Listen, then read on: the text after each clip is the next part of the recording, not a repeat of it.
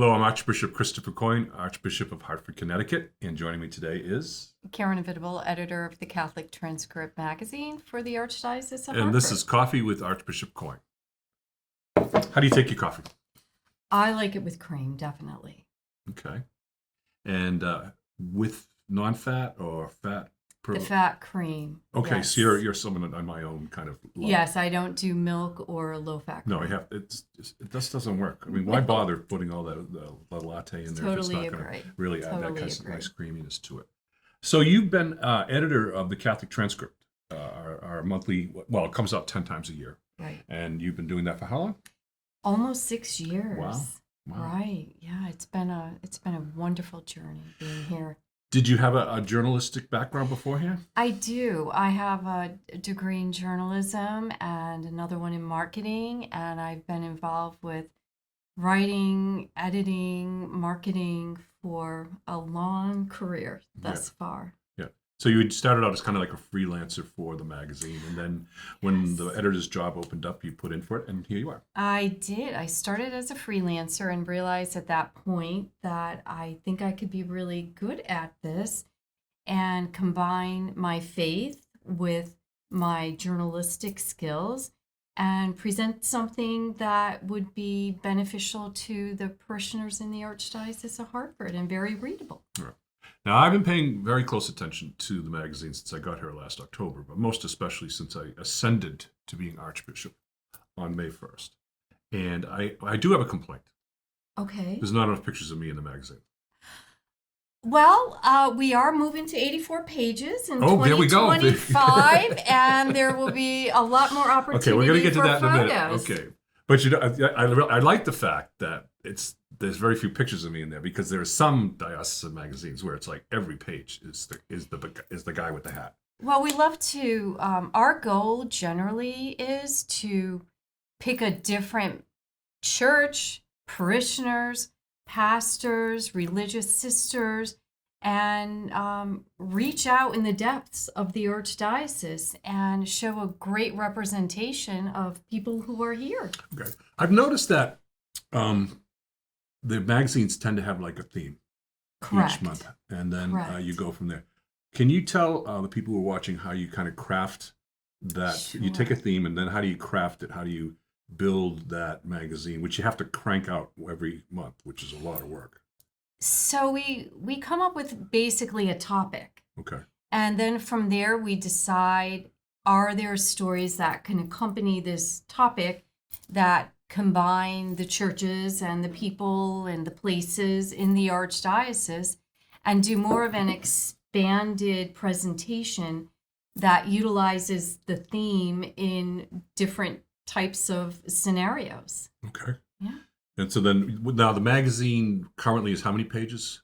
It's 24 pages. It's 24 pages. Mm-hmm. And then a lot of it's kind of content that's natural in terms of your column, my column, Archbishop Betancourt's column, and then other columns along those lines. Right. But it does carry that theme forward. So like we have the December issue coming out. Correct. And it's the theme of it is it developed Christmas, right? into Christmas and specifically related to the creche. Yeah.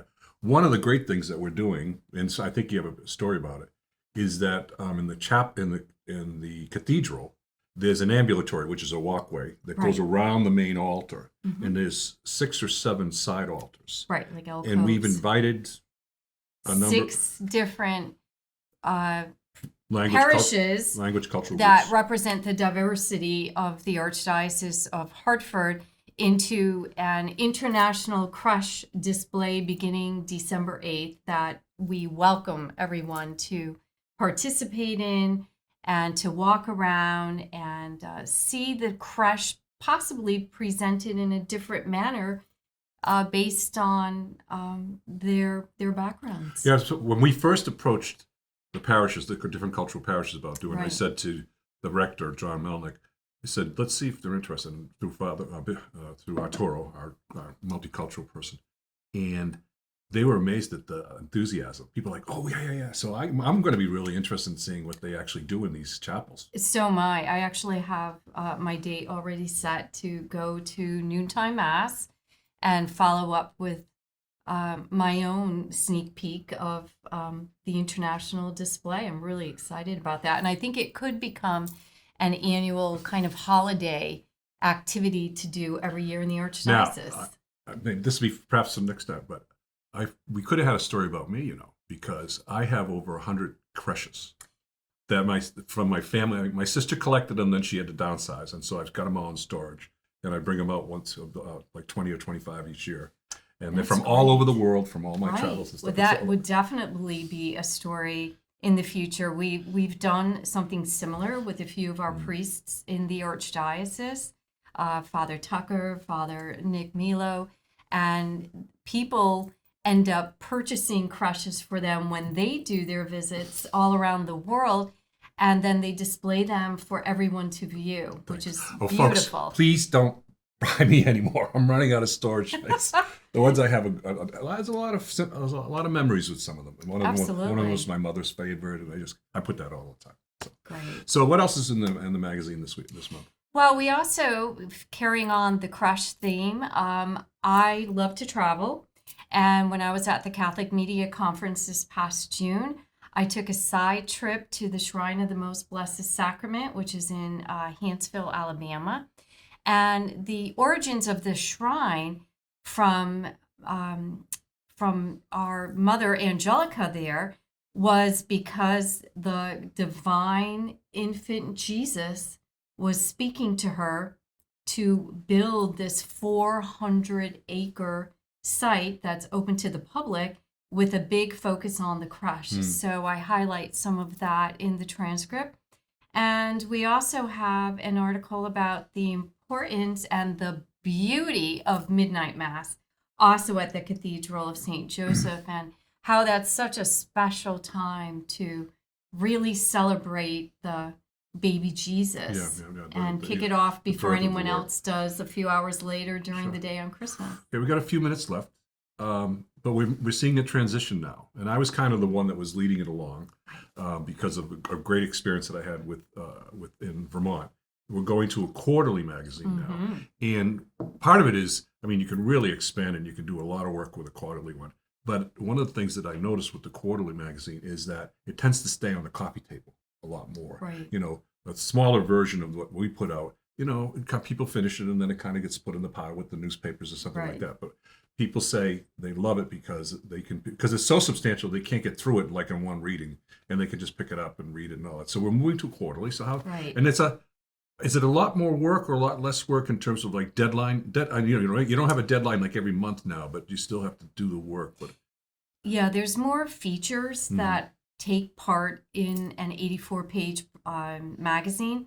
So there's a lot more outreach that we've done and theme-related stories and columns. So I like to say it's taking everything that you like right now in the 24 pages and doing it on a bigger scale that would allow people to put it down, pick it up for a couple months period of time, and really be able to absorb what's in it and get something out of it, and keep it on your coffee table till the next one comes out. Right. The thing too is that we're using a higher grade of paper and a higher quality of print, and that's really important too. And the other thing is that we're still maintaining something like 75 to 80% of the content is local, and that's a big issue. Absolutely, it's very local content. So it's greater participation in the Archdiocese of Hartford.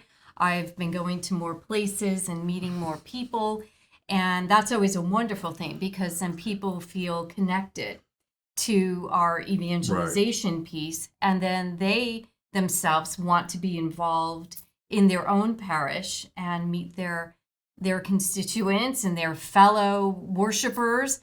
And that's a win-win for the Archdiocese and bringing people together. Because I've noticed in sometimes when you expand to that larger of a format, it becomes filled with national stories, national columns. No, we are going to keep it local. We're keeping it local. We're also put a big emphasis on photography. Yeah. So you're really going to see the essence of the people and the places that make up our wonderful Archdiocese. And it's really exciting, and I invite everyone to read it. Well, thank you, Karen, for all that you and your staff do. in terms you. of putting forth our magazine.